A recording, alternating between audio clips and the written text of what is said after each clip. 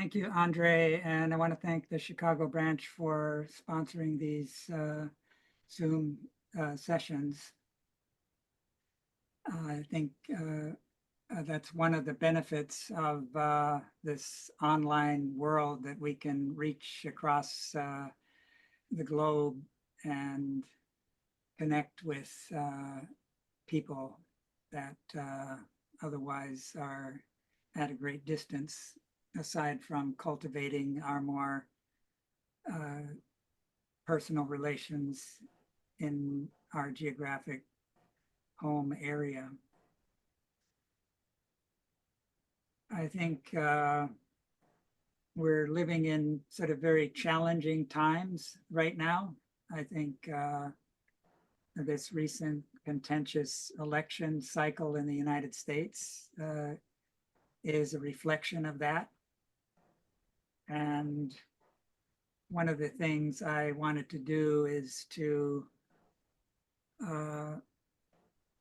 look at that through the lens of the threefold social order, which Rudolf Steiner indicated needed to be kind of put in place due to the fact that all of humanity has been crossing the threshold since the 1840s.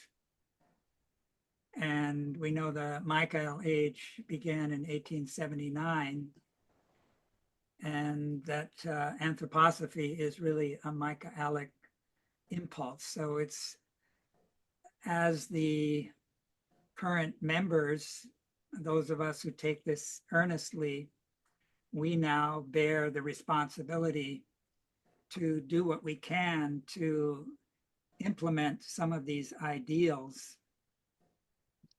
And when this threefolding happens, and let me bring again a slide having to do with the threshold.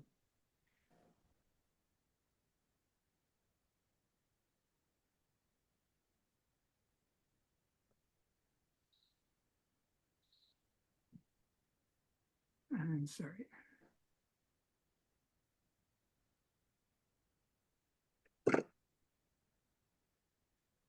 So according to the priest cycle that Rudolf Steiner gave in 1924, it was one of the very last lecture cycles that he gave. And this was to the priests and the Vorstand members. It was by invitation only. And for quite a long time, the priests kind of held this document in their closed circle. They didn't really want to have it published initially. Of course, as with many other things like the first class lessons, everything is finding its way into print and generally available. But in that cycle, which I've pointed out before, in the 13th lecture, I believe there's 18 altogether, he speaks of a consciousness soul interpretation of the book of Revelation that is very different from the one he gave in Nuremberg in 1908, as well as other cycles devoted to the book of Revelation in earlier years. In that 13th lecture, he speaks of how the period we're in now can be seen as the time of the trumpets, and that the sixth trumpet began to sound in the early 1840s, and that the seventh trumpet would begin to sound at the turn of the millennium, which we've passed since the year 2000. And the time frame that this sixth and seventh trumpet involved in the Nuremberg cycle is really the very end of Earth evolution, which is the period just before the very last seventh epoch. Those are, if we look at the 7 letters there, he said those pertain to our age of the 5th post-Atlantean period, and that the 6th epoch would be the period of the seals, the 7 seals, and that the 7th epoch, the last epoch, which also has 7 cultural ages, if one can speak of it in that way, would be then under the sign of the trumpets. And that with the letters, we're more dealing with the earthly plane, and we're, of course, in the 5th age, the age of Sardis. And he speaks of how we're looking forward with great longing for the next 6th age, the age of Philadelphia, the age of brotherhood, which arises out of a marriage of East and West, and that it will be drawn from people from around the whole earth who have taken in the Christ impulse during our age and the second half of the Greco-Latin age, which was from 747 to 1413. And our age, I think it's around 3574, something like that, where the transition is to the 6th age, the Philadelphia age. So we have the task of preparing for that age. But if you now take this priest cycle into account, since the 1840s, we've been collectively crossing the threshold. And that's what this seal, which is the 4th seal of the Rosicrucian seals or the apocalyptic seals that Rudolf Steiner shared at the Munich Congress, that was sort of in 1907 in Munich. And he also had then these columns on either side that were then later embodied in the Goetheanum, 7 on each side in the large cupola. So based on this priest version of the apocalypse that he gave in 1924, we collectively have been crossing the threshold since the 1840s, and this brings about a 3-fold division of the human being into thinking, feeling, and willing, which are held together in the body. But if we rise out of the body through initiation, or in this case, a collective initiation that is unconsciously going on for the whole of humanity, this 3-fold division then calls for an earthly reflection. And this is why Rudolf Steiner brought forward the 3-fold social order. Now, in that priest cycle, he gives some further indications regarding this imagination, which occurs in the 10th, and you could add the 11th chapter. He describes how not only does this thinking, feeling, and willing happen on the level of the individual, it happens on the level of humanity as a whole. So he speaks of how you have on the one hand, the cloud people. These would be the thinking people who have a special gift in that direction. That would be the peoples of the East. And the northern part of the East has a special task in that regard. And then you have the rainbow related to the people of Middle Europe, the feeling people who have the task of bringing about a balance between thinking and willing. And then you have the will expressed in the pillars, and they're sometimes described as fiery pillars, one on the water and one on the dry land. And in this lecture series to the priests, he describes how one can imagine the one that's on the water on the Pacific Ocean, and the one on the dry land on the Andes Mountains. And this, between the pillars, is really the straight and narrow path. We have later in chapter 13, we have two beasts that arise, one out of the water and the other out of the dry land. These are, you could say, the two tempters on either side that arise. And so you could say here in the Pacific where we are, where I am, there's 1 foot where the Luciferic danger is the more prominent one. Whereas the Andes Mountains, which of course stretch across the Americas from north to south.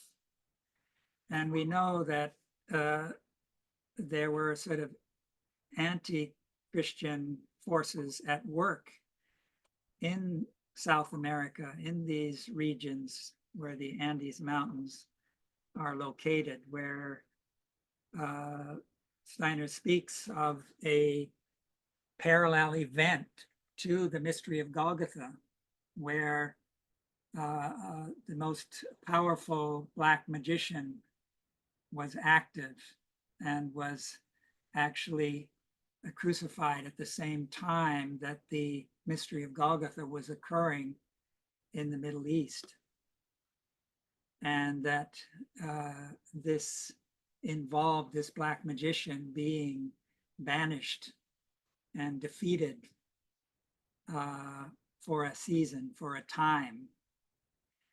We know that these north-south mountain ranges are running then up from the Andes up into North America on the west coast and all the way up into Canada.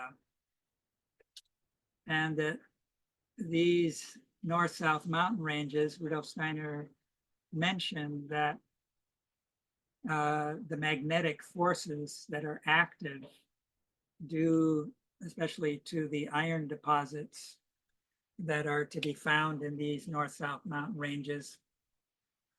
These have then a geographic significance. And if we look at the United States, for example, we have the San Andreas Fault, we have the region where Silicon Valley is located, where a lot of the inventions that have to do with the new cyber world that we're facing, that you could say has something to do with this two-horned beast. On the one hand, the two-horned beast is really the sun demon, whose number is 666. But at the same time, the being of Ahriman is aligned to this being. Ahriman remained behind on the sun and is the Lord of Death. And it's Ahriman who seeks to have us turn one-sidedly to the physical plane and deny the spiritual, which then means that the soul then gets pulled one-sidedly into the physical. Whereas the other Luciferic danger, the beast that arises out of the water with 7 heads and 10 horns, that beast was at first in the heights, or this dragon. And that has to do with the Luciferic beings who were involved in the war in heaven, so to speak, who rebelled against the Michaelic impulse. There was many of these battles Steiner speaks of in the Lemurian, the Atlantean. It's a reoccurring theme. But there's a difference between the dragon in the heights, which is the Luciferic beings who then are the tempters because they remain behind on the old moon. They were really on the way to becoming angels from going through their human stage on the old moon. But some of these human pre-angels didn't make the grade at the end of the Lemurian epoch and were lagging behind. And so they then were incarnating into the earthly after a Pralaya period between the old moon and Earth. And of course, we have recapitulations that continue to happen. The Polarian, the Hyperborean, that's the old sun repetition, the Lemurian, the old moon, then the Atlantean. And this figure in the seal has to do with this transition from the watery element that was dominant in the Lemurian and carried over to the first part of the Atlantean. And then the dry land has more to do with the second half, especially the last third of the Atlantean. It's around the 5th Atlantean phase that the mineral kingdom came more to the fore, and that helped to awaken the human ego. And that also brought the death forces into play because Ahriman is connected with the mineral kingdom. The mineral kingdom, the inorganic, lifeless kingdom, involves then these death forces. And we then have this 2 halves, what's called the Sun-Mars half of Earth evolution, embodied in the red pillar.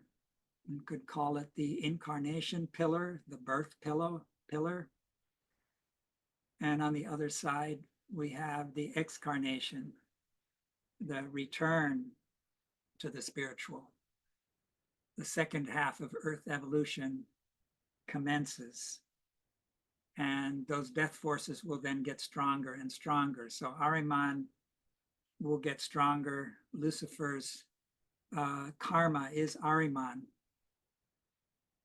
And so Lucifer sets the stage for Ahriman. And yet the Luciferic beings have a gift that they've given us, which, after having entered into the human astral body already in the Lemurian period and helped to precipitate the fall, the expulsion from paradise, they nevertheless helped to awaken what eventually developed as human freedom. And this has to do with the fact that they awakened the ego, you could say prematurely, before we were fully ready for it. And that during that Atlantean period, there were 7 root races, as they're called. And at that time, this realm of blood relationship was in its right timing. So Steiner points out that the dragon with 7 heads and 10 horns is really an imagination that has to do with the whole Atlantean period. The first 4 has to do with the 4 living creatures that I want to deal with in the upcoming seal. But first, I want to switch over to looking at this threefold social order, which, as I mentioned earlier, Steiner sought to bring into Middle Europe in the aftermath of the devastation of the First World War. And even though he did everything possible to seek to bring this to the attention of some leading individuals within what was left of the government at that time, it was a very chaotic period. There was hyperinflation going on. The French had taken over the Ruhrgebiet. The Germans were blamed for the war. And the Ruhrgebiet was the area where the German industrial area was located. And there were all these reparations that were demanded of Germany as a kind of compensation for having been blamed for this First World War, which Steiner contested. There were many, many other factors that weren't taken into account. And Steiner speaks of how certain backward brotherhoods were involved in setting up Germany to take the blame, especially within the Anglo sphere, the British sphere. And this threefold social order has a certain origin within the secret brotherhoods, where the Freemasons, you could say at the end of the period when the French Revolution was underway, these 3 sayings is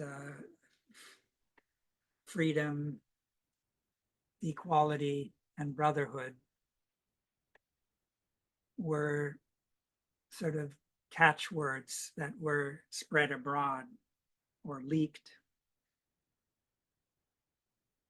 from these circle of the brotherhoods. And at that time, Christian Rosenkreuz as Le Comte de Saint-Germain had played a role in an earlier period. So he's really one of the sources of this impulse that later became the threefold social ideals that Steiner brought forward. So Steiner then pointed out that the freedom really belongs to the spiritual cultural sphere, that equality is especially significant for the rights and political sphere, and that brotherhood was needed in the economic sphere. And if you take this threefold ideal and you look at this election cycle we've just been through,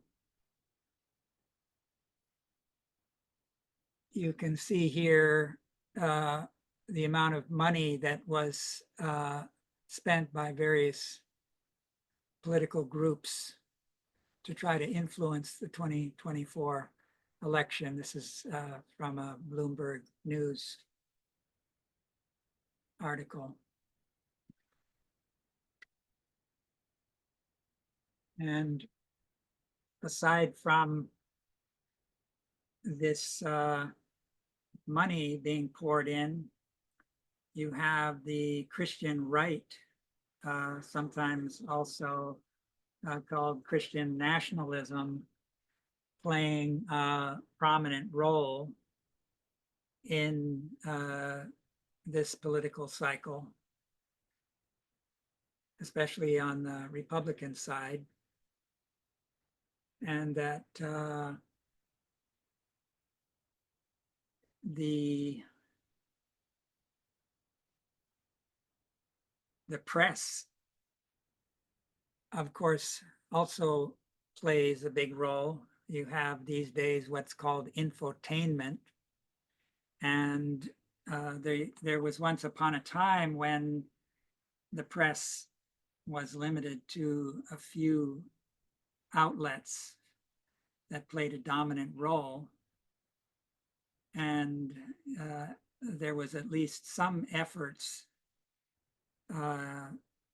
many decades back to at least give the impression of trying to be somewhat politically neutral and have professional people who have a training in being able to distribute news in a more unbiased way. We now have news outlets that make no secret of backing one political party or the other.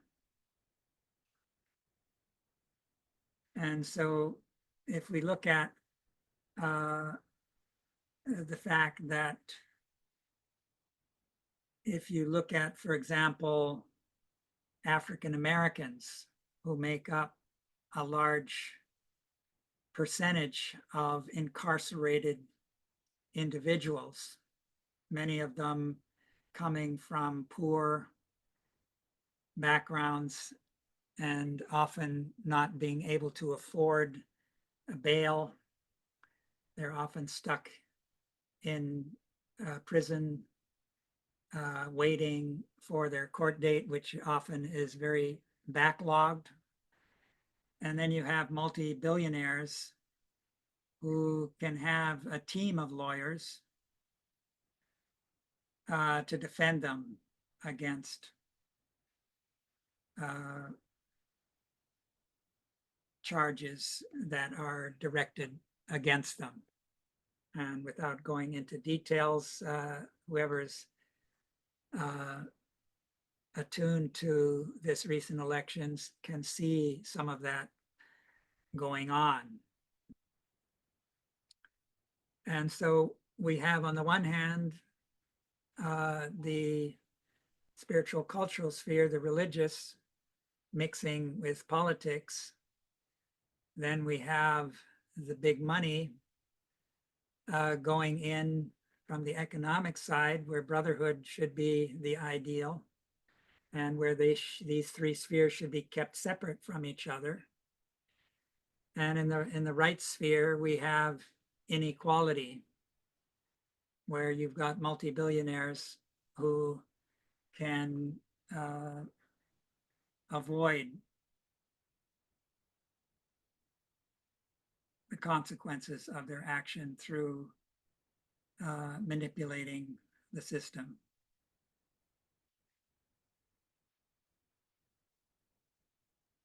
So one of the pictures that Rudolf Steiner gives is that he says that the Goethe's fairy tale, which made a big impression on him, he was given a copy by his beloved friend and mentor, Schröder, who was the one who helped him to get his position of editing Goethe's scientific work. He himself was a Goethe scholar.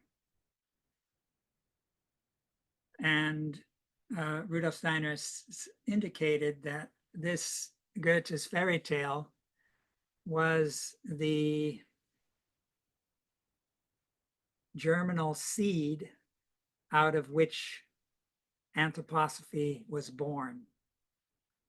And if we, those of you who are familiar with it, recall that fairy tale, at one point, the snake, green snake, goes down into the underworld, into a cavernous space after having eaten some gold, and is illuminating what otherwise was dark, and then sees three kings presiding, a brazen king, a silver king, and a golden king. And then there's a fourth king. And the fourth king is made up of mixed metals. So Rudolf Steiner indicated that this fairy tale was mediated by members of the Knights Templars who had been burned at the stake under the reign of Philip the Bell. They were cast into the spiritual world at a time when the Michael school was underway in the spiritual world. In fact, the tail end of it, where there was this great cultus or ritual celebration. And this fairy tale, according to Steiner, was kind of a miniature condensed version of this celebration that went on in the Michael school, which was a preparation for anthroposophy. And these three kings in the fairy tale represent these three realms of what is expressed in the threefold social order. And the fourth mixed metal is the one who combines them in a way that represents the past prior to this collective crossing of the threshold.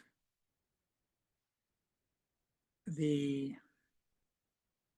mixed metal represents the human being that still combines these three in the physical body.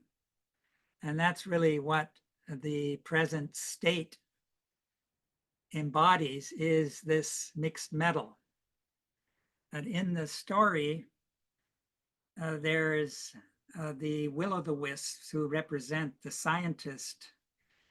They kind of are hungry for these metals of the mixed king, and they eat away at them.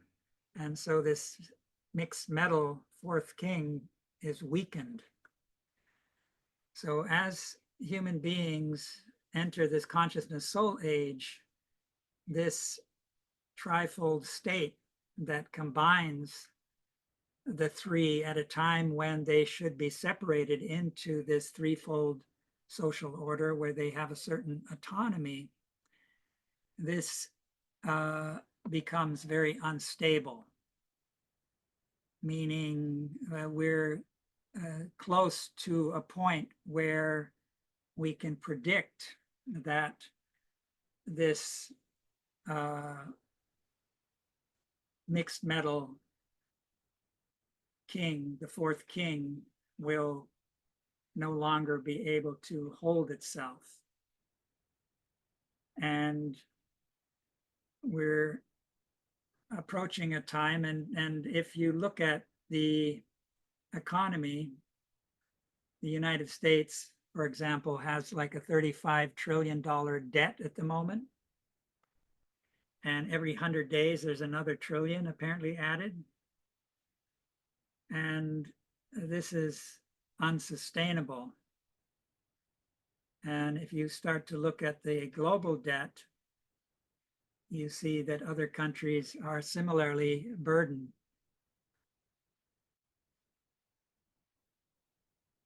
And before I go on, I wanted to single out Elon Musk, who I've referenced once before, by showing him on the one hand with his face, on the other side we have this Star Wars figure who turned to the dark side, that you can see in this man who's the richest man on the planet, having bought formerly Twitter, now X, not for 45 million, but $44 billion. That's a huge sum. He got other people to contribute. And recently, he's the first to have crossed the 300 billion mark. And some suggest that he could become, in the future, the first trillionaire. So since his takeover of Twitter in 2022, I believe it was, it's changed dramatically, where a lot of the people who were kind of banished from the platform previously have been invited back. There's now a big exodus from the platform to others that have arisen in the meantime. And Elon Musk threw his weight behind Donald Trump, for example, during the course of the election, was sort of jumping on the stage, was giving $1 million giveaways during the last 2 weeks, was using his social media influence and his influence on X. He has, I think, 204 point something million followers. The algorithm on X has apparently been tweaked so that he has more influence than others on that platform. So we can see how someone like Elon Musk, who, aside from having purchased Twitter, renamed it X, he owns the rocket company that is expected to be the first to, in the future, take human beings to Mars, is helping NASA to, in the meantime, establish a moon base. And there's many young, especially men, who look up to Elon Musk. I mentioned in the last presentation how Rudolf Steiner indicated that in the United States, there would be a chasm or chasm opening up between the men and the women. And we have a reversal of the paradise myth, where in Genesis, we hear how Lucifer tempted Eve to eat of the forbidden fruit. Eve passed the apple on to Adam. Now we have the opposite, where the male comes under the influence of Ahriman, and there's a tendency to draw the feminine after him, and that there's a tendency for America to be the place where the incarnation of Ahriman is being prepared. And in the interior life of male and female, we have what's called the doppelganger. And in America, the geographic region lends itself to the Ahrimanic doppelganger playing a powerful role.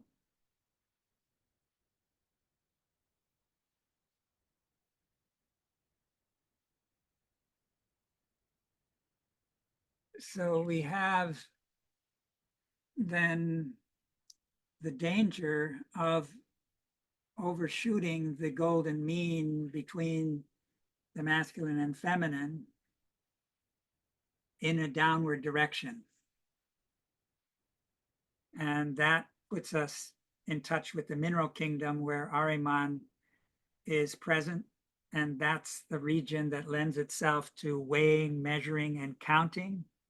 So that helps to give rise to modern science. I pointed out before how the Royal Society was an all-male society. And that was, of course, where England played a big role. Francis Bacon, the father of the Royal Society, was a incarnation of Harun al-Rashid, who came out of the Arab stream. So that we have these Ahrimanic influence playing an important part in the birth of modern science. And scientific materialism is one side of American life that's very strong, even though you have the religious right. Steiner indicated that one of the ways that Ahriman would prepare his incarnation is to create a caricature of Christianity. And I think that's part of what we're seeing at the moment. And one can see in the election cycle some of what Rudolf Steiner indicated was a playbook that was used by the Bolsheviks, for example, where they created solidarity among the working class around shared hate for the aristocracy and the intelligentsia. So now we have it being played out with hate against immigrants and the like. There's talk about polluting the blood, which sort of echoes sort of racial and ethnic dimensions that have to do with this being with the seven-headed dragon who rises out of the waters of the collective unconscious, or you could say the astral world, the astral ocean or sea, where the Luciferic dragon that takes us back into the past, Ahriman takes us too quickly into the future with technology, etc.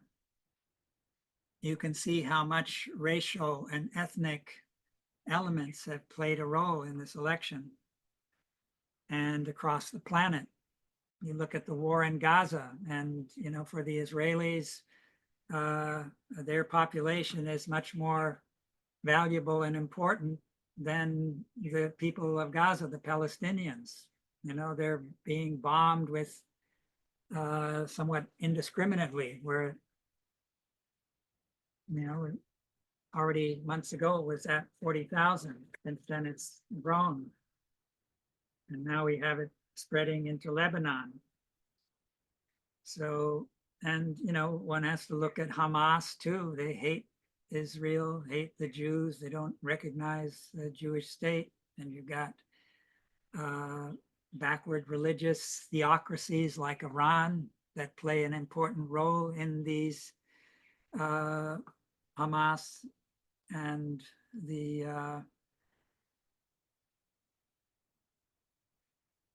Shiite Muslims, especially Hezbollah, and among the Houthis. So this all has to do, these dragon heads fight against each other. But we have to watch for Where is the dominant head? In the last round, and the time after Steiner, Germany, I would like to say, became the dominant head. So these root races tend to rise up. This has to do with Michael casting the dragon down into the human unconscious, and these spirits of darkness, collectively referred to as the dragon, creeping into the human will, into the human feeling life, into the human thinking, and back then inspiring the Holocaust, the Second World War, hostilities, and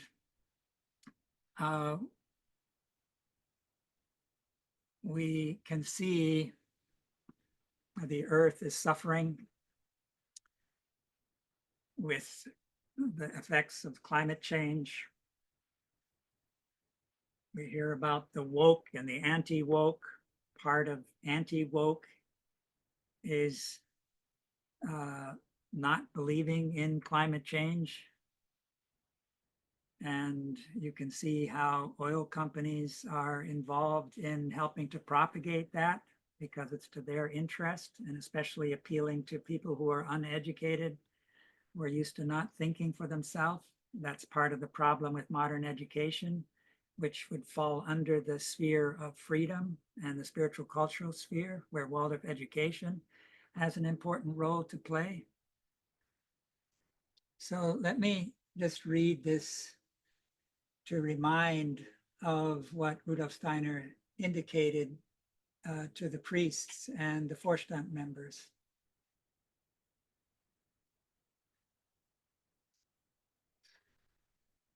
The revelation of the apocalyptic book thus contains the beginning of an initiation of Christendom. This revelation is a kind of early stage of an initiation, not for individuals, but for the whole of Christendom. And individuals can prepare themselves for participation in this. And when this revelation is rightly taken in, when this grand prophetic vision of evolution is rightly taken into the astral body, and especially into the I organism, then I and astral body will carry this revelation, which comes directly from the spiritual world and is actually a direct verbal revelation, including visions. Then I and astral body will carry it out into the world of the earth's aura when they are in the sleeping state. This means, dear friends, that all those who have taken the book of Revelation into their inner understanding have gradually been enshrining it in the ether of the earth's aura, so that now the presence of Christ working on in the earth's aura provides this aura of the earth with its fundamental keynote. As the pupils of John gradually take in the content of the book of Revelation, the meaning of the words becomes enshrined in the ether of the earth's aura. So what is thus enshrined in the earth's aura, indeed, what was already enshrined there through the great and significant impressions received from the divine spiritual beings by the author of the book of Revelation himself, all this works on the human being's ether body between going to sleep and waking up. This means that those who have an inclination towards the mystery of Golgotha can expose their ether body to the content of the book of Revelation while they are in a state of sleep. This is a fact. Through a right disposition towards Christ, one can generate a kind of sleeping state that enables what the content of the book of Revelation has brought about in the earth's ether and what lies in earthly evolution through the coming of Christ into the earth's ether to become enshrined in one's ether body. This is the actual process, that is the ongoing deed of the book of Revelation. So I think that this is something very important to keep in mind in these contemplations. At the start of these slides, I've always had these 7 apocalyptic seals and mentioned how they can be worked with during the 7 days of the week, and that they can become windows into the soul spiritual world. And the mystery of Golgotha is really what gave the earth its meaning, according to Rudolf Steiner. When the blood flowed, the sun spirit united himself with the earth and became the earth spirit. And this is what will make it possible in the future for the earth to reunite with the sun. The Christ left his Atman on the sun, according to Rudolf Steiner, brought his life spirit into the aura of the earth, where especially the people in Northern Europe had a predisposition to witness the Christ descending from the sun sphere in the etheric aura of the earth. And then the Grail mysteries, where you have Joseph of Arimathea here and the spear of Longinus, that then captures this mystery of the Holy Grail that involves the Christ being received in the hearts of human beings.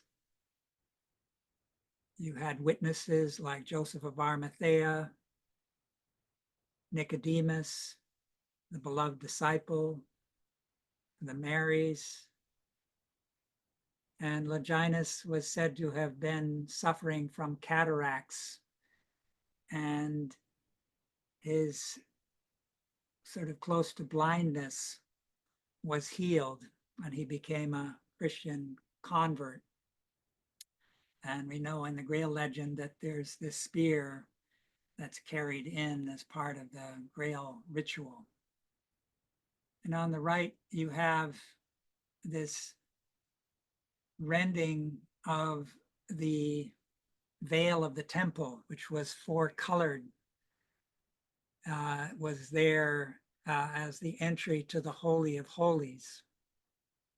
Only the high priest once a year entered and uttered the name of Yahweh in that secret chamber where the golden cherubim spread their wings. And that cubical space is really a seed of the New Jerusalem, which is also a cube. But here in Solomon's temple, it was all gold. And that gold, this future sun mystery, was hidden in the darkness. There were no windows. And that's where the Ark of the Covenant was kept.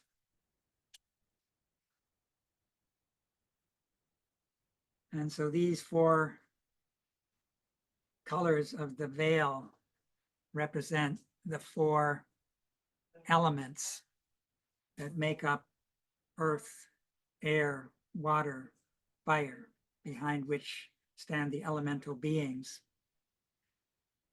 So that the secret of initiation that had been hidden in the mystery centers now was opened up, but as an event that had not just human, but cosmic significance.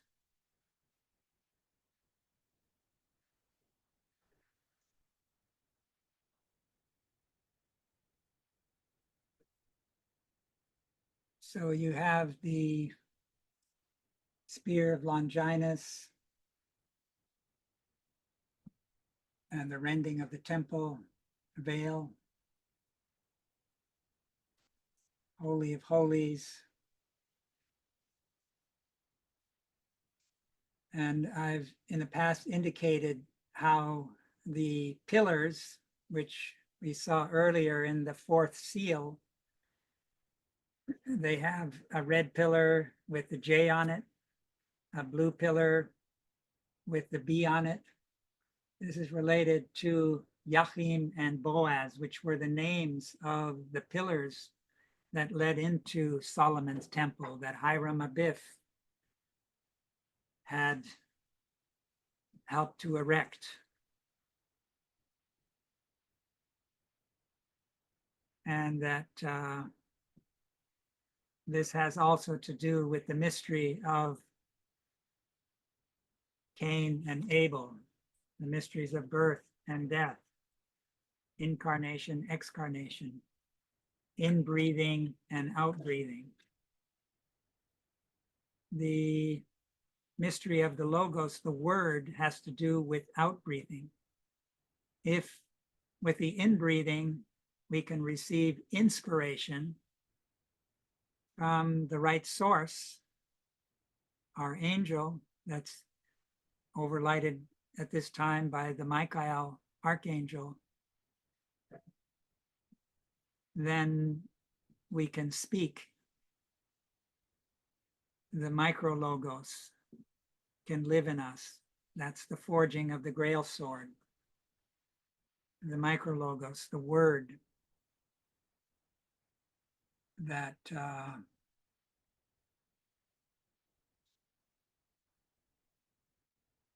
spoke for 3 years on the physical plane. You could say this, the 6 Elohim that descended at the baptism, and the 7th Elohim, you could say, was there in the Jesus vessel. The Yahweh being prepared that vessel. So this is a reminder. Rudolf Steiner gave this in an esoteric lesson with the event of Golgotha, when the blood flowed from the wounds of the great Redeemer, when the cosmic heart's blood penetrated the earth and its forces poured down as far as the center. The earth became illuminated from within, and light rayed outwards into the surroundings. The opportunity was then given to every single human individuality to experience this light within the self. When the earth became the body of the great Sun Spirit, through having been impregnated with his spirit powers, all the beings on earth were equally endowed with these forces. The seed was planted for the reunion of sun and earth. The physical body of Jesus of Nazareth was the mediator through which the powers of the cosmos were united with the earth aura. And when the blood flowed from the body on Golgotha, the earth was taken up again into the sun power. Since then, this Christ power streams from its center into the surroundings, and from the sun, Christ power streams into the earth. One is able to experience this power, this light within oneself as a human being when one knows oneself to be a part of the earth, which as Christ's physical body is infused with his being. Then the white light streams towards one from within oneself as it streams out from the center of the earth. So the earth has been given a new organ, you could say, and we hear that the Christ descended into the underworld, and the old 7 stages of Christian initiation have to do with those 7 layers of the interior earth that were penetrated. So the realm of the dead was illuminated. And Steiner often talked about how in the Greco-Latin time, there was the saying, it's better to be a beggar in the upper realm than a king in the realm of shades, that realm had become very much darkened. So we could say that here, these 7 stages of Christian initiation, I would like to add that the 8th layer, which is here called the fragmenter, is where the battle between Cain and Abel originates. And by raising Lazarus from the dead, which involved a communion between Lazarus, who had been Hiram Abiff, a representative of the Cain stream, and John the Baptist, whose parents were both of the priestly stream, of the Abel stream, uniting, incorporating him into this communion to where the two became one for a season, which was a lengthy life period. You could say this happened when Lazarus was about 30. So it was about, he lived to be over 100 years old, according to legend. So that was a prolonged period of communion.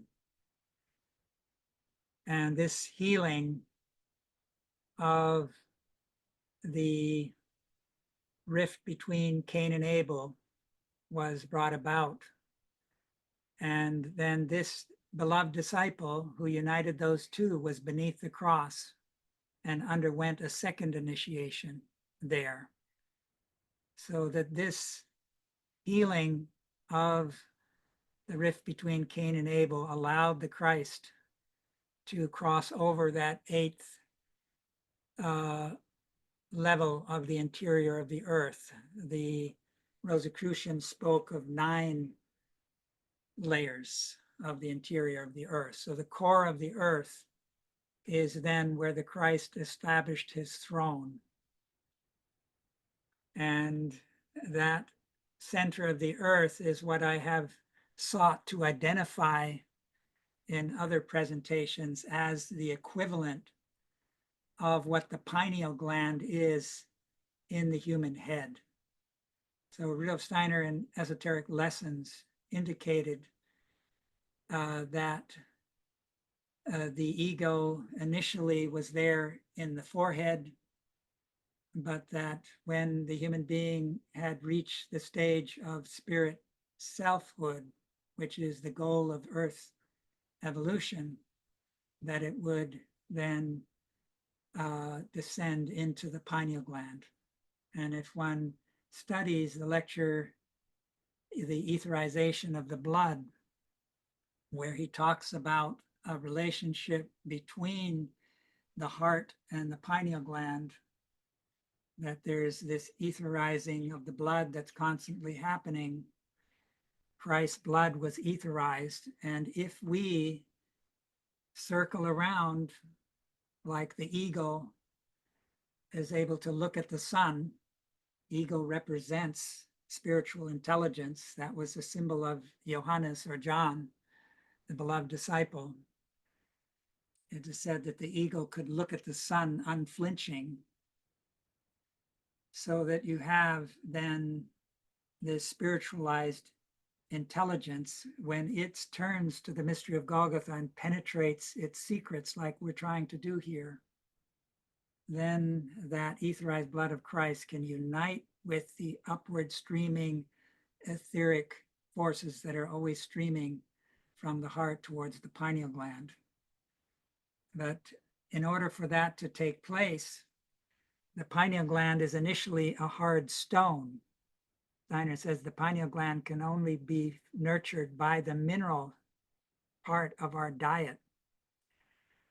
And we hear in the Grail mystery of how this Grail cup is forged from a precious stone that has to be carved out. This is the stone that fell from Lucifer's crown in the battle of heaven. You could say Michael dislodged it. And that, according to legend, we can understand that this Grail cup, this stone that fell from heaven, is related to the Nathan Jesus being. And when Parzival first entered the Grail Castle the first time, he witnessed the suffering of Amfortas, his uncle, but he didn't ask the question. So he had to go out, spend many years before he arrived at a point where he was ready to return. And the image of the Pietà played an important role. His cousin Ziguna, who we learn from esoteric studies and anthroposophy, was the same individuality who later appeared as Ita Wegman, and that Shia who had been killed by the Red Knight, who was really after Parzival, who was defending the lands of Parzival, was killed, and his beloved Ziguna held this dead knight in her arms like the Pietà beneath the cross. So Rudolf Steiner and Ita Wegman played a role in these Grail mysteries.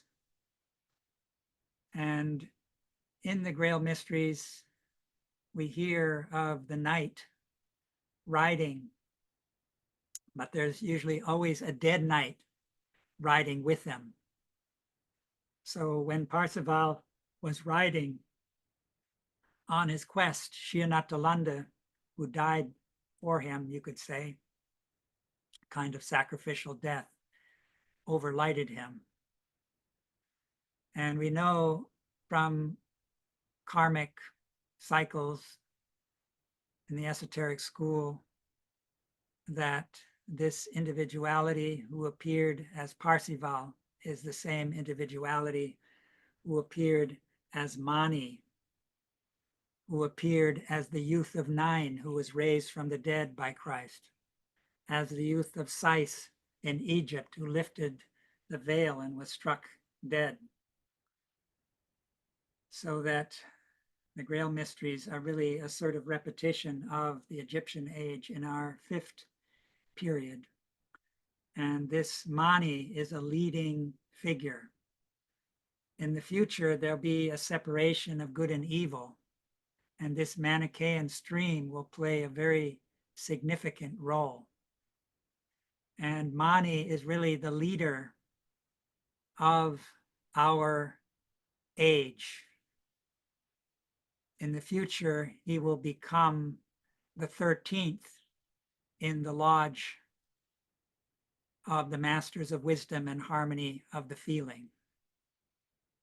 In the 6th epoch, the epoch of the seals, he will become the new Manu, the 13th in the circle of 12. Until then, the Manu is a being who brought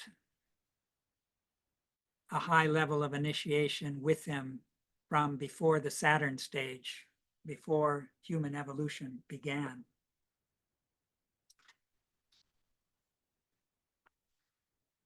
So the Christ underwent the mystery of Golgotha, overcame death, you have the resurrection, the Easter mystery.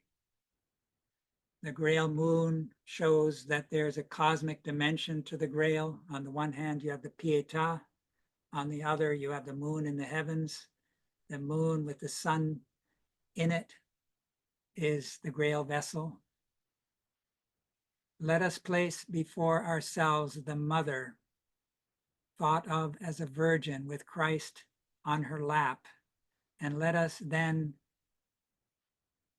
make the statement, you can have feelings of holiness before this image. He feels himself to be standing before the Grail, the holy chalice, the moon mother, now touched by Christ, the new Eve, bearer of Christ, the Sun Spirit, outshines all other lights, all other gods.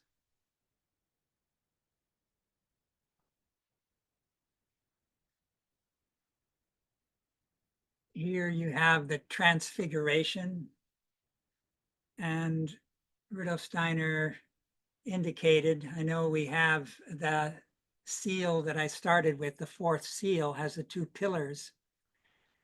In the 11th chapter, we hear of the two individualities who really represent these pillars, and that is Moses and Elijah. Elijah representing the sun Mars pillar, the pillar of strength, and Moses, the pillar of wisdom, the blue pillar,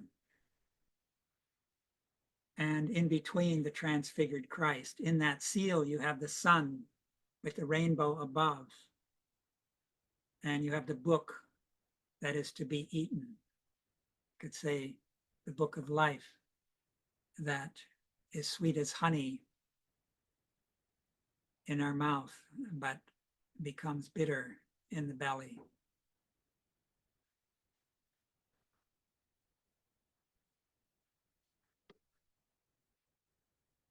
So the second apocalyptic seal is kind of pivotal. We've spoken about it before. We have the image of the altar with the divinity who's depicted in a mysterious fashion, shining like an emerald with rainbow about, thunders and lightning are spoken of. 4 living creatures, each with 6 wings, with eyes in front and in the back, that are constantly expressing worship.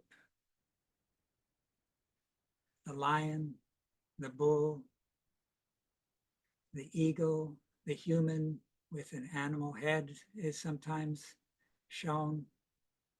These are the cherubim, you could say, who are the aspect of the first hierarchy that represent the sun principle within the hierarchy that mediates the father principle. And in it, we have this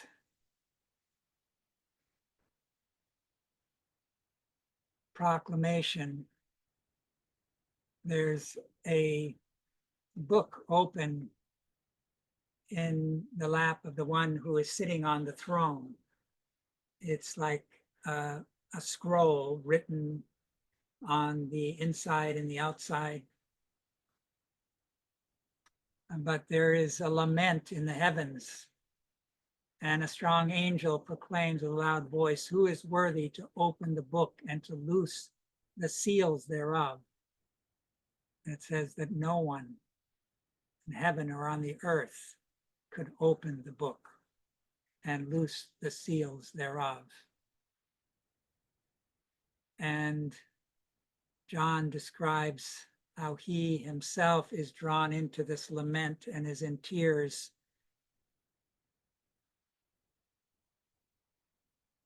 But then with the help of one of the elders,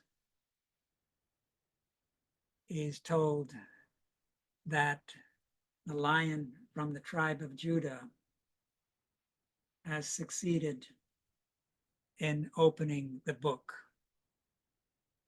But instead of the lion, John beholds a lamb, the lamb that has been slain. So it's the sacrificial lamb that embodies then the Christ principle, who's gone through the gate of death and conquered death. In the first seal, he's referred to as the Alpha and the Omega, the first begotten of the dead. And he's the one who holds the seven stars in his right hand. He rules over the sevenfold cycle from Saturn to Sun to Old Moon, the two halves of the Mars cycle, the future Jupiter, Venus, and Vulcan. So he's the solar logos who descended through the baptism, spent 3 years in the body of Jesus, and underwent the mystery of Golgotha, united himself with the earth.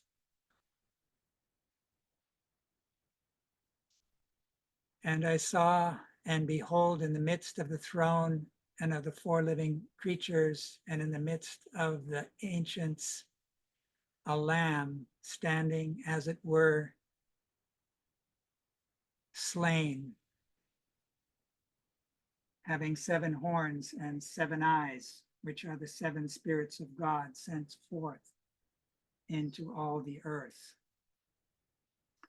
And up above on the right there, you have a sort of a symbol of the 7 eyes and 7 horns in this 7-pointed symbol, so that the Christ, as the Sun Spirit, rules through the 7 planetary spheres. And we could say Michael, as the countenance of the Christ, plays a role in that. Although, as Steiner said, there was later a rebellion against Michael. So that with this seal, he says the 24 elders are really the forerunners of humanity. So that on the old Saturn, the present archive were going through their human stage, and that each of the 7 stages of old Saturn, there was one of this group who became ripe to reach the human stage. Similarly, on the old Sun, there were 7 beings who in the meantime have become the present archangels on the earth level, who were going through their human stage.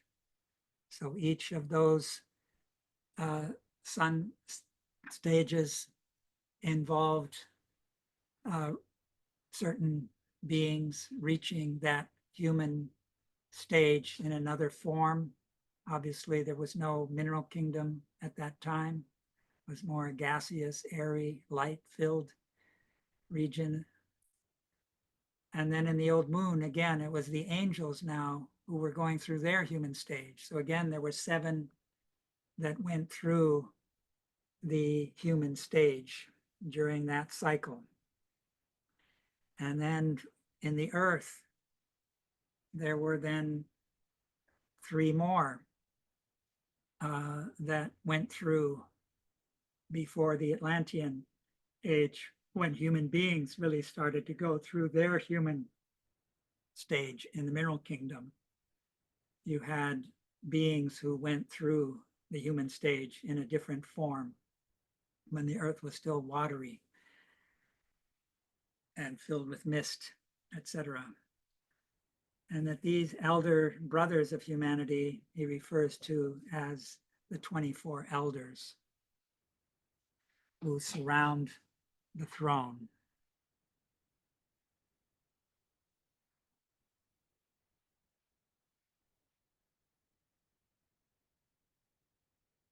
Now, in our 7 post-Atlantean cultural ages, we go through the ancient Indian, the Persian, the Egypto-Chaldean, Babylonian, the Greco-Latin, the 4th, and our own, which is the 5th post-Atlantean period, then the Age of Philadelphia, the Russian Slavonic period, then the 7th is the American. So what Rudolf Steiner indicates, if you study his various cycles on the apocalypse, that what human beings went through in those 7 stages of the post-Atlantean, beginning with the ancient Indian, what we went through in those incarnations, because we as human beings were incarnated in each of those ages, was sealed in this great book that this lamb, the sacrificial lamb, the Christ as the Lord of karma, holds, as able to open. And in this 6th age, those 7 seals that are opened are really directly related to what human beings individually achieved in those 7 post-Atlantean ages. So what we in our incarnations underwent in the ancient Indian stage of culture was unsealed in the first of the 6th epoch with the white horse. The white horse represents the emergence of human intelligence that was still touched by the divine. The ancient Indians were still strongly related to the spiritual world. The physical world was Maya, an illusion. The holy rishis played a significant role in inaugurating that under the guidance of the Manu, who had carried the ether bodies of those who led the Atlantean oracles over from the Atlantean period in the 5th age of Atlantis and preserved them in order to bring them back as a spiritual heritage through the 7 holy rishis. And so the white horse and the rider with the bow, the golden crown, still represents intelligence that was overlighted by the spirit. But then these are preparations for what will take place in the 4th Greco-Latin age, the mystery of Golgotha. These 3 first post-Atlantean ages are really preparations. You have in the 2nd age, you have the great initiate Zarathustra, who helped human beings to become awake to the battle between Ormuzd and Ahriman, to begin to conquer the earth for the spiritual world, to deal with the Lord of Death, Ahriman. And he looked up to Ahura Mazda, the great aura of the sun. He's really preparing what would later come, and he himself will play a role as the Master Jesus in that bodily preparation for the baptism in the Jordan.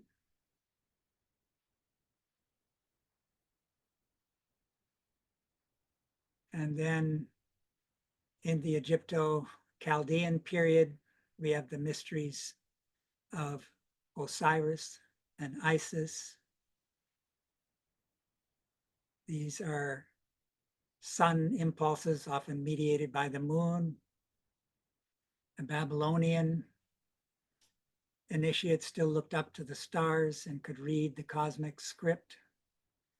You also have the early Judaic Hebrew stream playing a role there. All of these are preparations for the Christ. Steiner speaks of 6 bodhisattvas who are pre-Christian, who bodhisattvas are human vehicles overlighted by archangelic beings who penetrate for a period of 5,000 years until they reach the Buddha stage. And 6 have come before the mystery of Golgotha, and 6 more will come in the post-Golgotha age. So in our time, it's the Maitreya Buddha who is incarnating regularly. And between incarnations, these bodhisattvas are in the Buddhisphere surrounding the Christ being. So they bring down the 12 virtues of the Christ being. So the virtue of compassion was brought by Gautama Buddha in the 6th century, which was sort of in the Michael age. So the future unsealing for our age will take place in the 5th, when the 5th seal is opened. So we have the descent of human intelligence. That's really what the whole preparation is for the future, is to achieve manas. Manas is related to the development of intelligence, to spiritualize intelligence. But it's the ego, the rider, that has to descend into the earthly plane without succumbing. And this descent involves the Kali Yuga, eventually from 3101 BC to 1899, where the old clairvoyance is lost. And we set the stage for our time when the scientific revolution occurs and the spiritual is kind of eclipsed by the materialism, which was a necessary step and stage.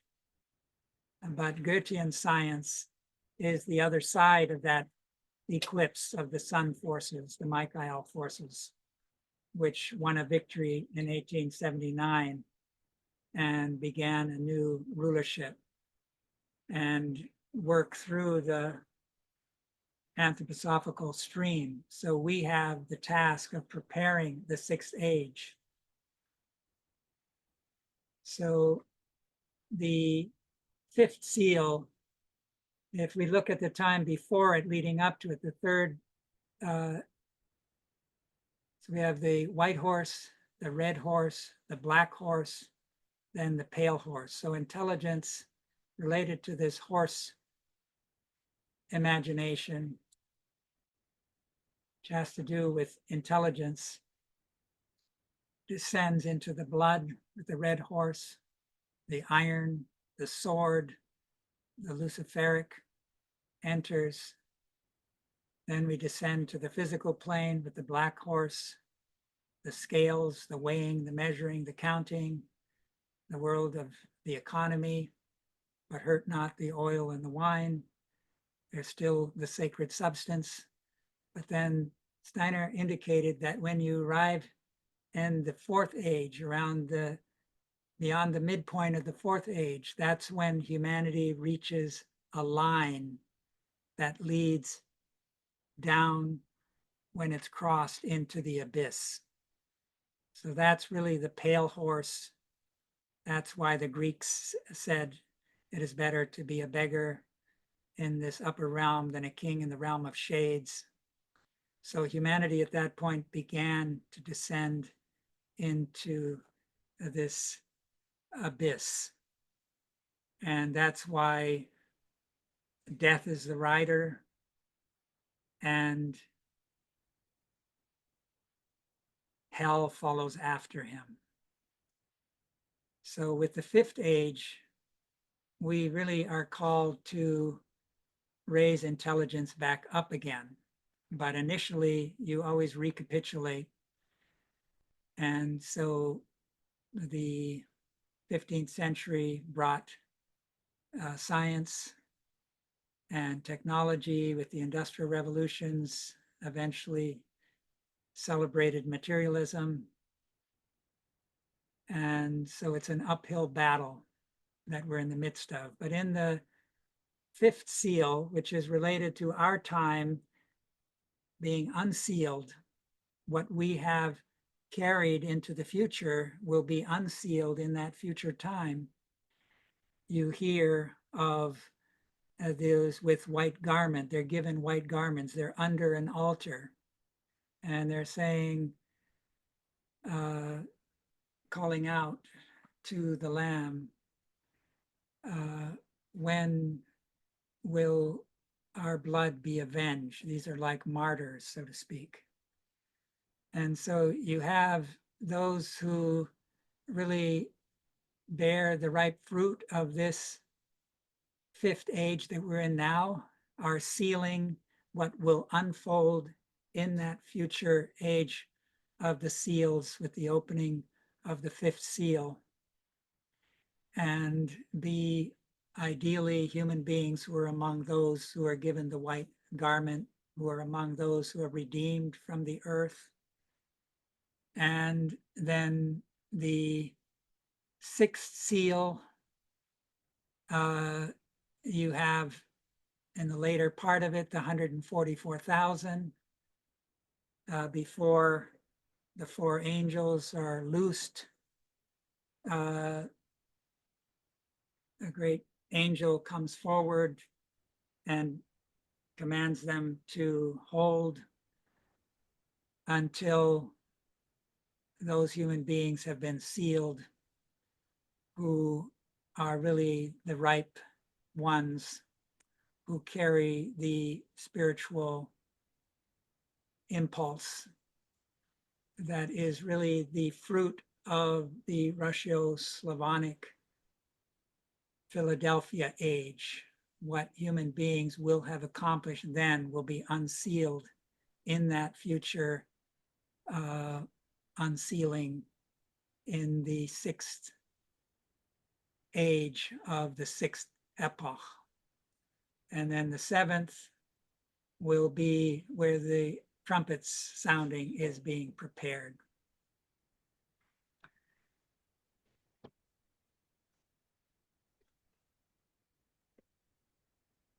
So here,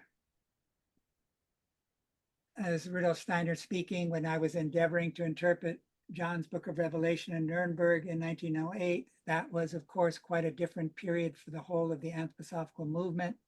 My foremost intention at that time was to interpret anthroposophy itself on the basis of the Book of Revelation. A great deal can be interpreted through this book because world events too can be gleaned from it. And at that time, it was important for these to be mentioned. But for you today, as I have already said many times, it is necessary to identify with the Book of Revelation in your eye and to look absolutely concretely at the real fact of how the Book of Revelation shows a whole range of events moving forward in accordance with the number 7. He went on to say that with regards to the consciousness soul age, we are living in the age of the trumpet sounding, not with regard to the development of the astral body, nor with regard to the development of humanity in general, which was more what my lectures in 1908 were about. We are living in the age of the trumpets sounding with regard to the development of the consciousness soul, which does not run parallel with the other developments, but as it were, edges its way into these. He gets more specific the sixth angel began to sound his trumpet at the beginning of the 1840s, and he will continue to sound it until the events I spoke about yesterday take place at the end of the 20th century, when the trumpet of the seventh angel will begin to sound. We're definitely already within the realm of the woes, in the realm of the consciousness soul as civilized human beings. We are in the second woe. That was back then. This was preceded for about 150 years by the fifth trumpet. We follow the trumpets backward in accordance with the number 7 in the era of the consciousness soul. We arrive at a somewhat earlier point in time. Here down below on Earth, the era of consciousness begins in 1413, but things get somewhat displaced. So earlier times also have an effect. So with the sounding of the trumpets, we go back to the time of the Crusades. In genuine mystery centers, the period from the Crusades up to our time now was always regarded as the age of the sounding of the trumpets. So that the Crusades would have been then in the consciousness soul, this period that he was kind of seeking to refer them to. And since we're in this age of the trumpets, we can look forward to what the sixth and seventh trumpet really involve.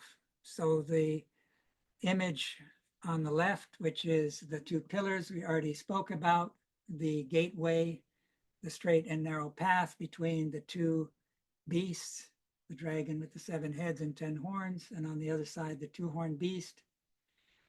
And we need to go through the middle. Evil and good, there's a threefold mystery. And so we are moving from the planet of strength to the planet of wisdom, the old moon. And now our task is to ascend to co-create the future planet of love that the Christ event helps to make possible. However, it's when you come to the fifth stage of development, you encounter, unlike the fourth, which has to do with the mystery of birth and death, you have the mystery of good and evil. So the 8th sphere has to do with this mystery of evil. And Steiner speaks of this in various places, especially in this book on the secret societies in the 19th century, where he goes into more detail of the 8th sphere. But this is really a sphere involving a kind of spectral virtual world. And I would like to suggest that some of our technologies are related to this, that are coming to the fore now. And this has both a Luciferic and an Ahrimanic side to it. In the Christiana lectures, Steiner then speaks, here we have the concept of the 8th sphere. The 7 planetary evolutions correspond to the 7 bodies. Besides these, there is an 8th sphere to which everything goes that cannot make any connection with the continuous evolution. This already forms itself as a predisposition in the devachanic state when a human being uses the life on earth only to amass what is of service to himself alone, only to experience an intensification of his own egotistical self. This leads in Devachan into the condition of a Vici, hell. A person who cannot escape from his own separateness goes into Avicii.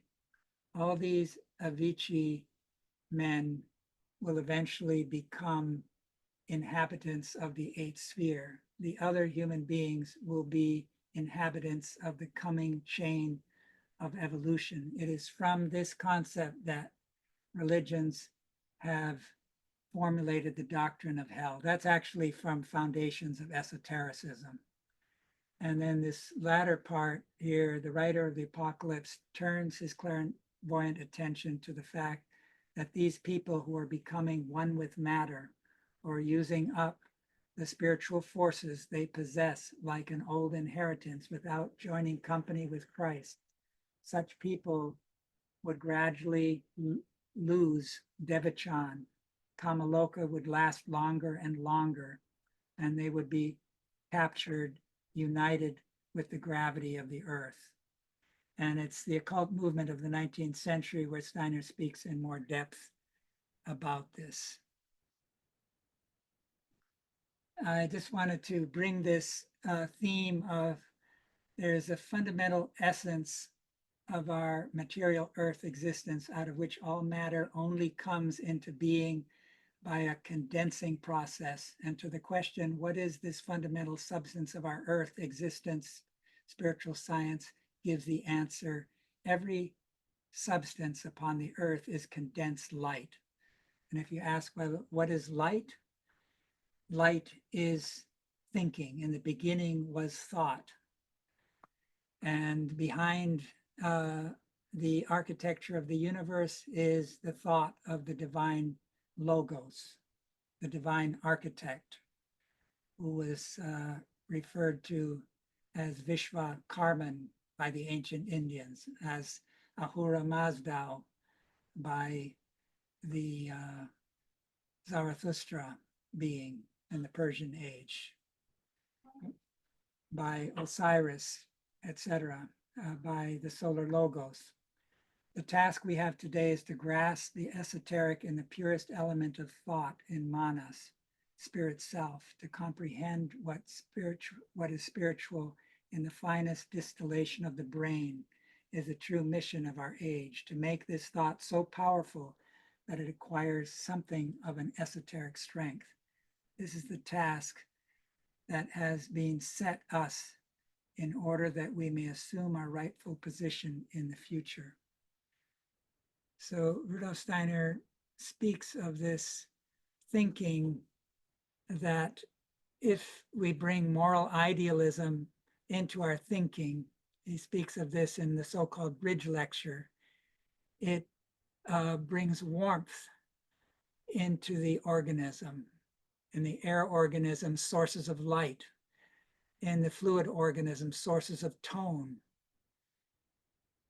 producing in the solid element seeds of life in the etheric, whereas theoretical thoughts cool down the warmth organism, paralyze the source of light, deaden the source of tone, extinguish life. So we need to recognize that the acceleration of the fall with the invention of the PC, with the Apple computer, which was sold for $666, there was a premonition that this was the biggest bite out of the tree of knowledge, the forbidden fruit. And Alvin Turing left us a legacy by committing suicide by eating an apple laced with cyanide.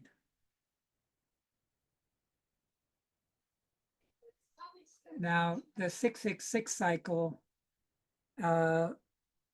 we have these three, the year 666, always there's a wave of influence, like a seismic event sends out waves. This is a seismic event in time, where the sun demon in the year 666 is kind of an epicenter in time. And then in 1332, we have a second seismic event where the sun demon comes into play. And in 1998, we have a third seismic event in the realm of time. At the very epicenter of that, you have the birth of Google in 1998. They started that company.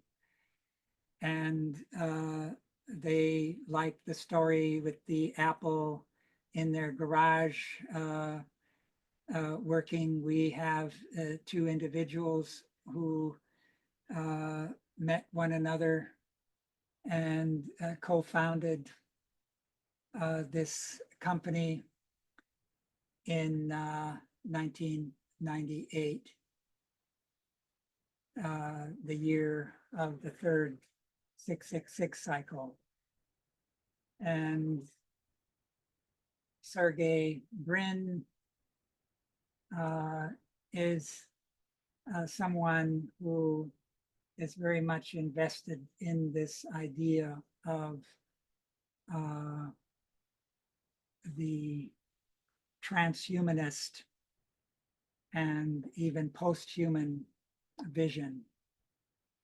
Later, they renamed this company Alphabet. You now have Sundar Pichai as the CEO, but you very much have also other individuals involved playing a role. This was just the news a couple of days ago. A grad student in Michigan received a threatening response during a chat with Google's AI chatbot Gemini. In a back and forth conversation about the challenges and solution for aging adults, Google's Gemini responded with this threatening message. This is for you, human. You and only you. You are not special. You are not important. And you are not needed. You are a waste of time and resources. You are a burden on society. You are a drain on the earth. You are a blight on the landscape. You are a stain on the universe. Please die. Please. The 29-year-old grad student was seeking homework help from the AI chatbot while next to his sister, Sumita Reddy, who told CBS News they were both thoroughly freaked out. So aside from this duo who helped to start Google, you had the chief engineer of Google, someone I've spoken about before. He's the author of The Age of the Spiritual Machines, which was published in 1999, really close to that epicenter. And he's one of the individuals who is involved in, I think, preparing this future incarnation of Ahriman on the one hand, and this descent into the eighth sphere.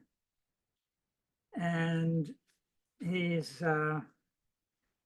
written several books. It's interesting that he calls this computer age the age of spiritual machines. So there's almost like a religious dimension. The World Transhumanist Association, founded by Nick Bostrom, David Pierce, and Anders Sandberg, was founded in 1998. And there's various others who kind of followed later. That's people like Hans Moravec, Franz Tripler, Marvin Minsky. The person who wrote that book I was talking about, the chief engineer of Google, is Ray Kurzweil. The author of The Singularity is Near, and his most recent one is called The Singularity is Nearer. And I think these individualities like Hans Moravec and some of these others were individuals who attended Ahriman's counter school to the Michael school, just like those who have brought anthroposophy down attended the Michael school, those who are leading humanity towards transhumanism, posthumanism, and leading the charge into this spectral intelligence that is based on zeros and ones and subnature forces are really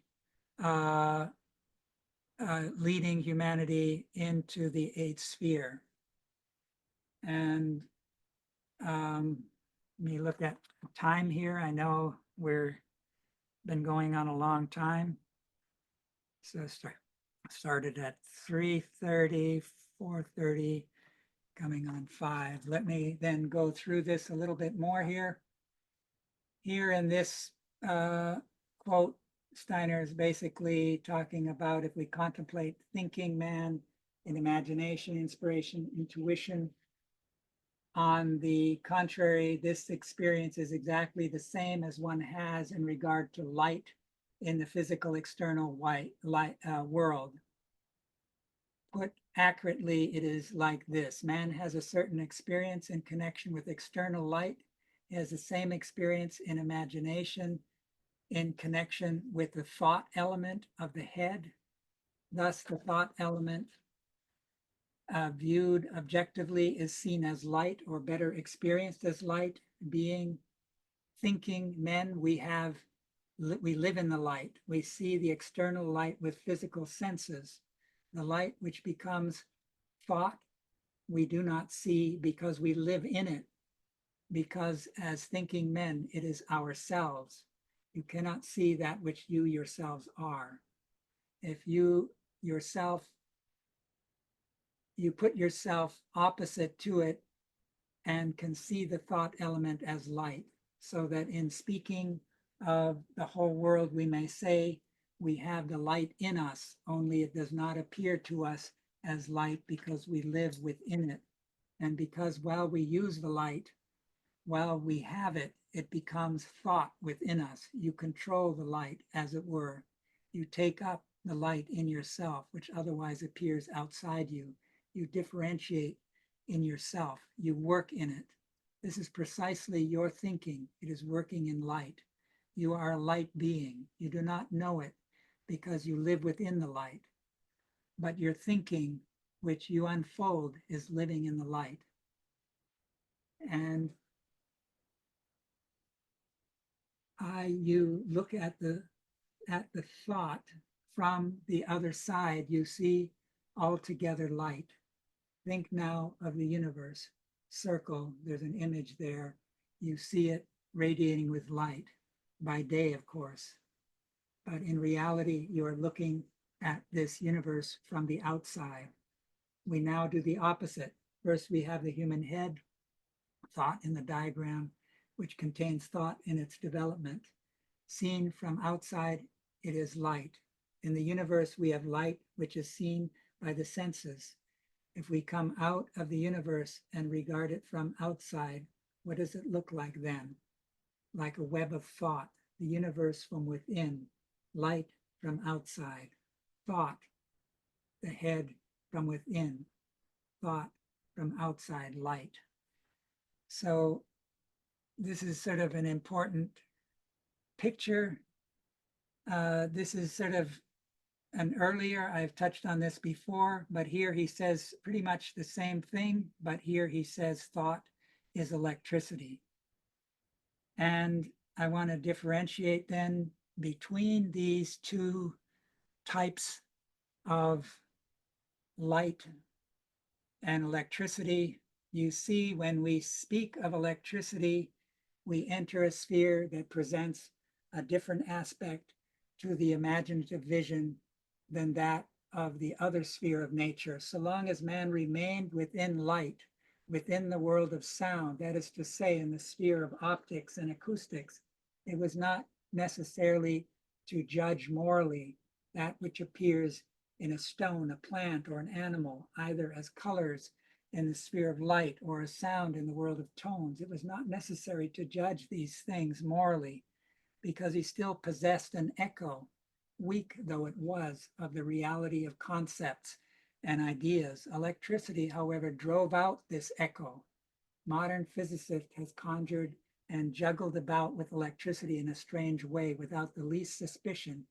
They imagine that the atom is something electric, and through the general state of consciousness of the present time, they forget that whenever we think of an atom as an electric entity, they must ascribe a moral impulse to this atom, indeed to every atom.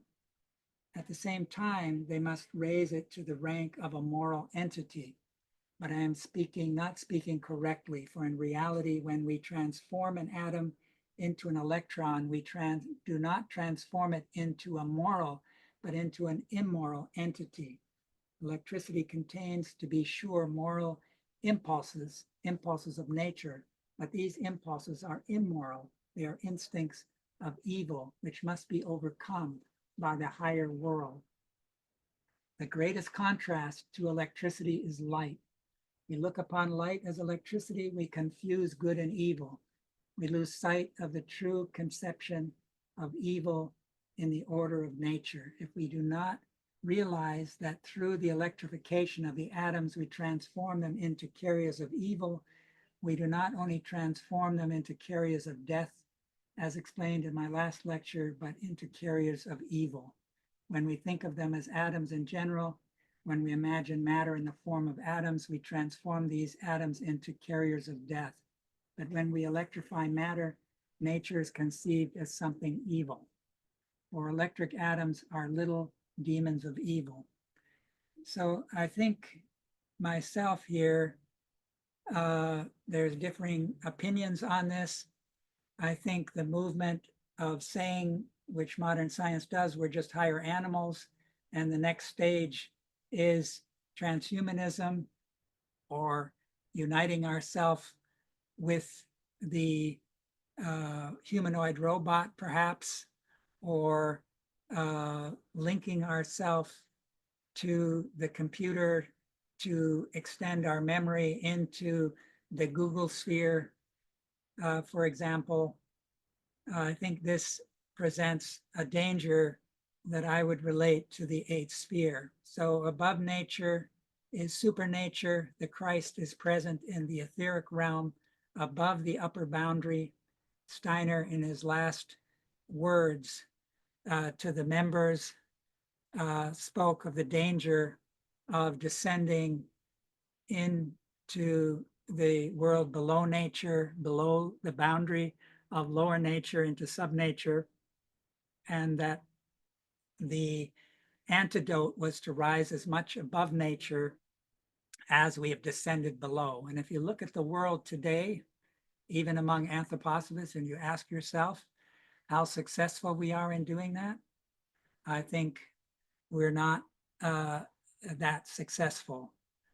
So I've shown this before to show how this relates to the two cities of the New Jerusalem, where you have the woman standing on the moon, clothed with the sun, the bride, that's the communion with the sun that Christ prepared. But at each of the descending stages, certain beings remain behind.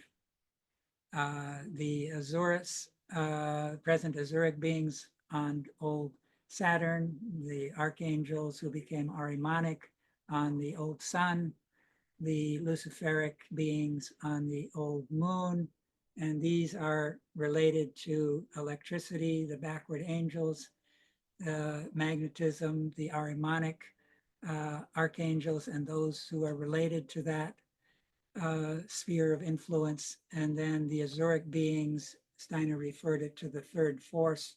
Many anthroposophists point to atomic nuclear energy as the beginning of that, if not being that third force.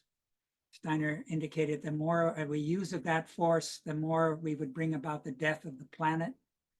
And because of AI and the tremendous amount of electricity that it demands, there's expected to be a tripling of the use of electricity between now and 2050. Hundreds of billions of dollars are going to be spent on powering these data centers, and the clean energy that is being looked at to make this possible is especially nuclear energy. And you can read about this in many places. But I think this downside, these subnature forces, are the substance of the eighth sphere that is below the threshold of nature. And if we one-sidedly unite ourselves with these forces, we're in danger of succumbing to them. So here I show, again, Steiner indicated in the Rosicrucian stages of initiation. The fifth had to do with the microcosm, macrocosm. The sixth with the expansion into the macrocosm. That includes those who are not yet born, those who are between death and rebirth, and those human beings are in the planetary spheres. Only on the earth can we gain the ego. And that's related, as I've tried to show in other presentations, to what the human head is microcosmically. So we've got two auras around the earth. One is the second coming of Christ in the etheric. The other is the subnature aura that we're amplifying, whether it's with the satellites that Elon Musk is sending up by the thousands, and Jeff Bezos wants to do the same. Instead of seeing those planetary spheres as the home of the hierarchies, they want to inhabit them physically. This is not the new frontier. That's really projecting subnature into the cosmos. That's the anti-cosmos. And these are the initiates, some of them who participated, in my view, in the Ahrimanic school. And they have a great deal of influence. And these individuals spoke of the new sphere, an emerging global brain around the earth. And they, I believe, were people who had some vision of what was coming. And this is a thinking sphere around the earth. But from what I just read you earlier from Rudolf Steiner, the contrast between thinking carried by electricity and thinking living in the light, the etheric light. This is then going down into subnature, into the world, especially that Ahriman is leading us into, with this race of technology that we will have trouble controlling, like you heard from that Google, Gemini. They don't need us in the long run. And if we don't put more guardrails on, which is going to be very difficult to do because money is to be made. This is the latest thrust in technology, and billionaires want to make multi-billions. So we have the task of raising consciousness into the sphere where the second coming of Christ is present in the etheric. And I know I've tried your patience. Those who are still with us, thank you very much. This imagination of the second coming is the realm we have to enter, picture consciousness, waking up in the dream state, only a level higher than waking dreams.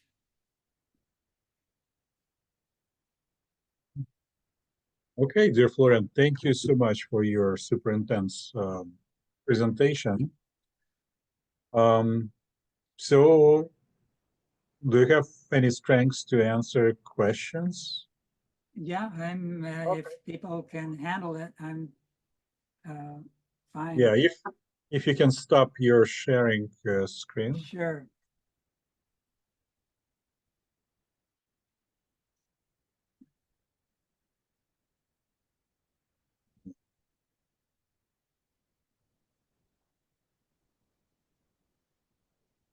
Okay, dear friends, do you know what to do? So how to raise your hand, and yeah, don't be shy, just ask a question.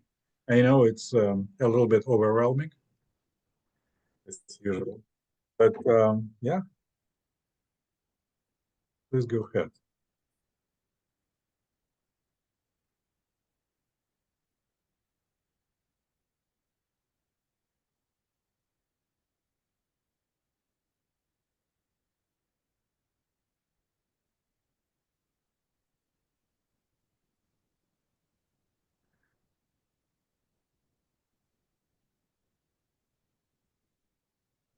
So Florian, just like, yeah, I remember Ahrimanic school was mentioned by Steiner in the karmic cycle, and it's happened during second Michaelic school, right? Yeah, it's during the time where the Michael school was taking place. Steiner indicated that Ahriman took notice of this, and out of concern for what was going on in these higher spheres, that he initiated a counter school beneath the surface of the earth. Which is happened in early 19th century. Am I right? Yeah, I think in the late 18th, 19th century, uh, that period.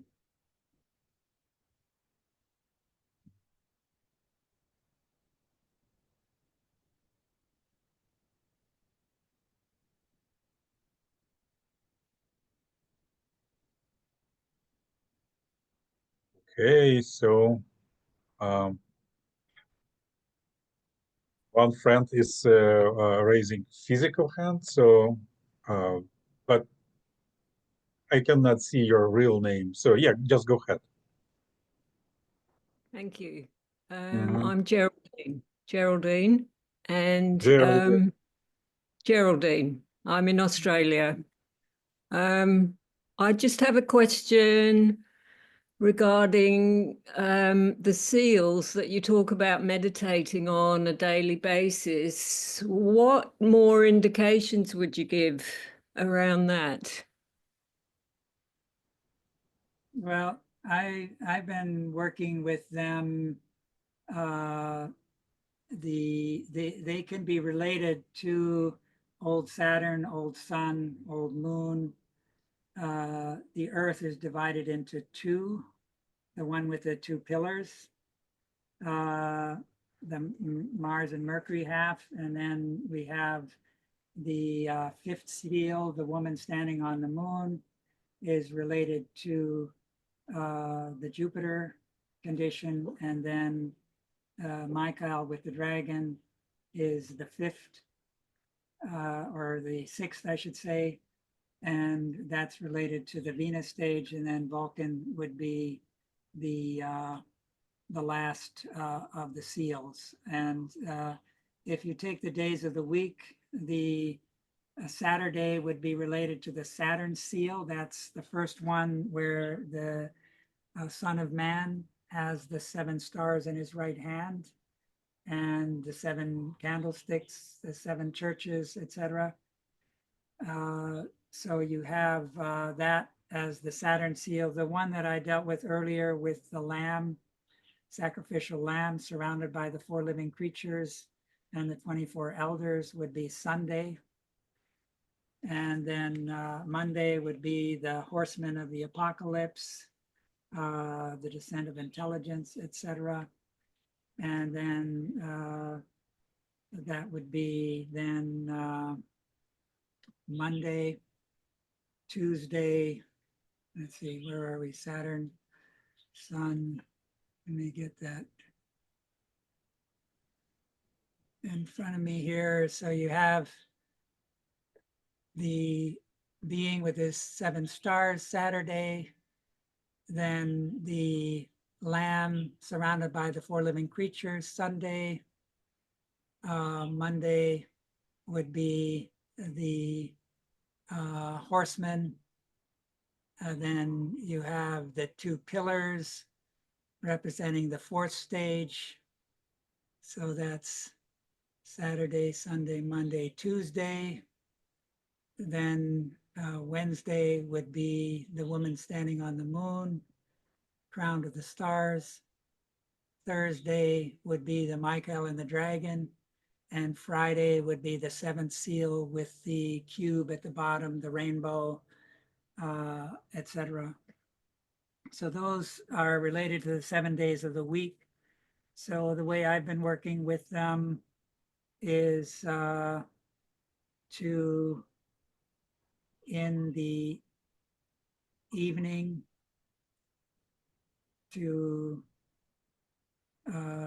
bring whatever you've gleaned from the day, studying some related themes about these seals you can bring with you from the day through your contemplating and reading these things, studying what Steiner has to say.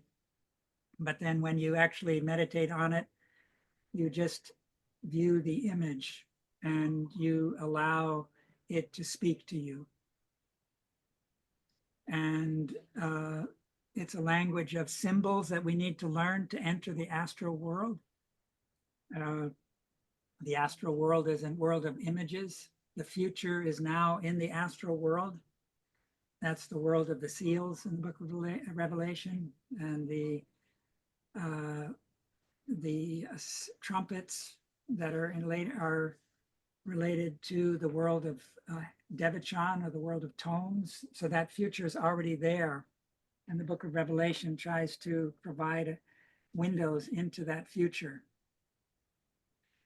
So it's basically using this faculty of inner seeing to try to bring the color into these pictures, like red and blue is a very powerful part of them. And that's related to the red and blue blood and the in-breathing, out-breathing, the two pillars. So there's a tremendous amount. Rudolf Steiner said, if you have these seals in a room hung up, it's important to speak only things that are worthy of speaking, to be careful about just chatting in such a room, that could make you sick or ill. But otherwise, they can have a healing effect. To work with them, to have them in a room, to see them, as well as contemplate them in a meditative way. And he also mentioned, do not eat, that have a meal in this room. Mm-hmm. Florian, about meditation techniques. So you have like hard copies, or you have those physical images, mm-hmm. and you just placing in the front of you and you contemplating. And this is mostly thinking meditation, or you just simply concentrating on the image. You close your eyes and you see it inwardly. So that's part of waking up in this astral world where we're normally dreaming, to generate images. We have to bring thinking into our will. Thinking, the will is asleep. And so by bringing thinking into the will, we bring light into the darkness. So when we generate these imaginations through inner will activity, we're bringing light into the darkness. And our angel can help us at that point. When the angel witnesses that light, it strengthens our kinship to the angel. The angel has its lowest member, the etheric. And the etheric world is a world of imagination. That's a reflection of the astral world in the etheric. So the language of the angels is imaginations. They're the messengers. And Florian, but before, shall we study them? Like, just simply looking on them, just study them in all details, right? Yeah, studying them, and also studying what Rudolf Steiner, what Emil Buck and others who've worked with them, and the book of Revelation, studying that, living into that. The Gospel of John is written by the same beloved disciple. And that's a book of initiation as well. It has the number 7, the 7 miracles, etc. And so it's deepening our relationship to the mystery of Golgotha is also a part of this. So studying like by looking at it, so this is like first stage, and then they just simply coming in your imagination when you are meditating, right? Mhm. With Yeah, help when of you're your meditating, you're closing your eyes, you're turning away from the outer world, you're trying to silence your usual thoughts, and you're trying to build up this picture. And you can have a mantra that you say with it that you could say before you start the meditation, and maybe end with some words from the Gospel of John. I use, for example, the prologue to the Gospel of John. Rudolf Steiner spoke of how it has a magical sort of force that starts with, in the beginning was the Word. Yeah. Yeah, Florian, I'm wondering if you can just help us by just putting it like in written form, and Mhm. maybe you can email me. Sure, So we will have like a little a script what to do. sure.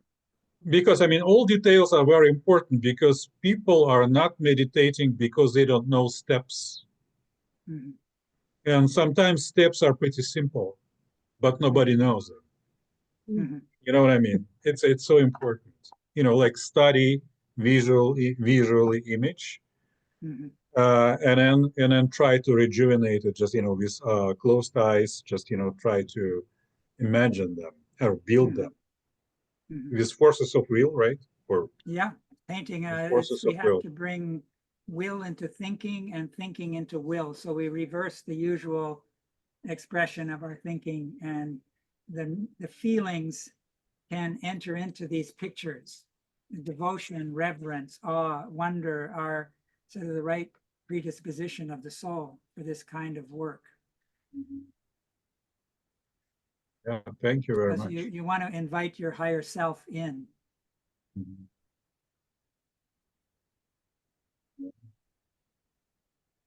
Okay, more questions, dear friends. I know it's very late in London, and it's also kind of late in the East Coast. So people left. So, but if you're fresh, just go ahead because it's only 5 o'clock in Honolulu, and looks like Florian in very good shape. So go ahead, Jeremy, be on. Okay. This is a question for Karin.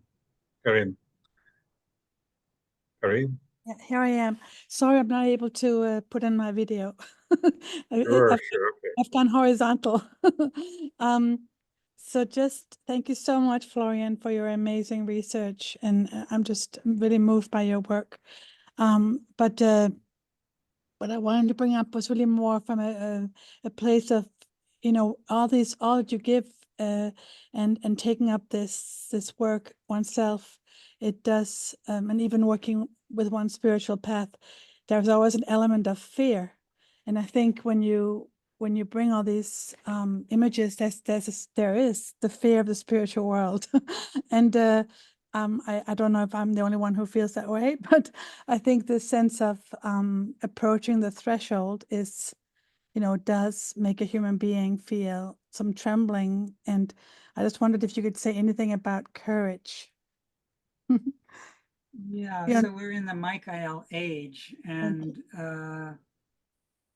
light, uh, this quote that I gave earlier, where living thinking that's warmed by the heart forces, moral ideals. So Steiner spoke of how we are closest to the angels, archangels, archai.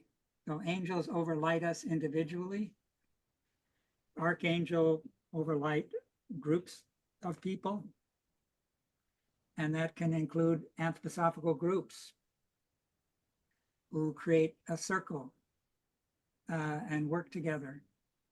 And then there's the archai. So he says if during the day we have ideals that we embrace, that we fire with inner enthusiasm, youthful enthusiasm, even if we're old, then that sets the stage for strengthening the relationship to our angel at night.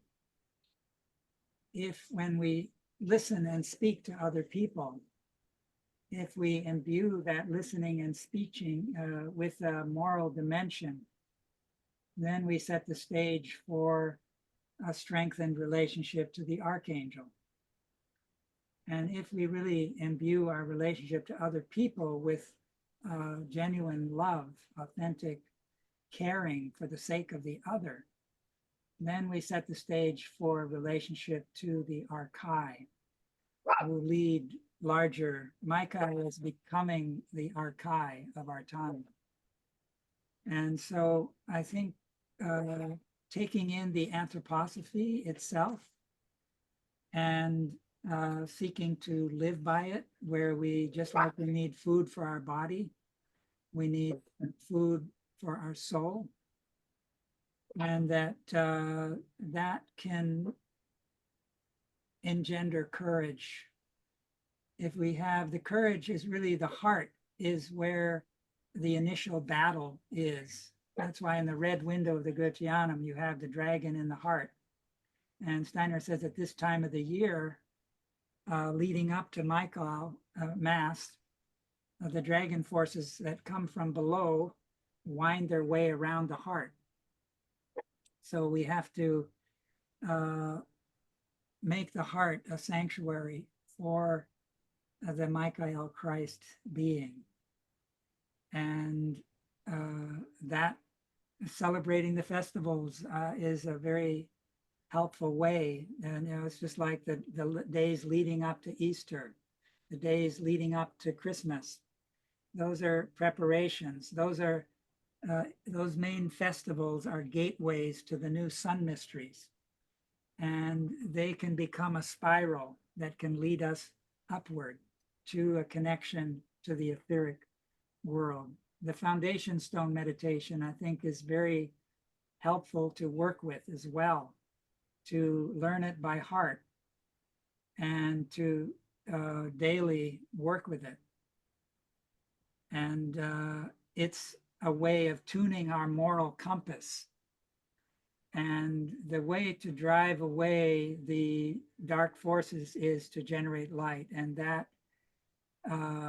that foundation stone meditation was laid into the hearts of the members.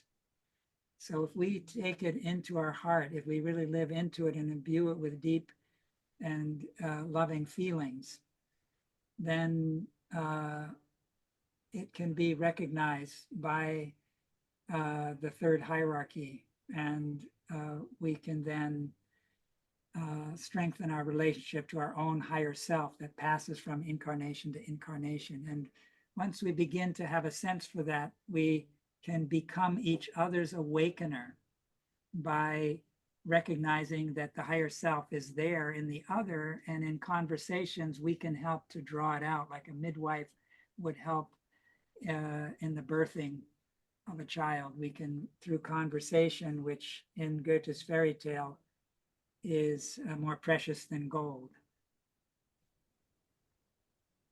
Thank you so much. That's so wonderful. Thank you. You're welcome. Where two or three are gathered.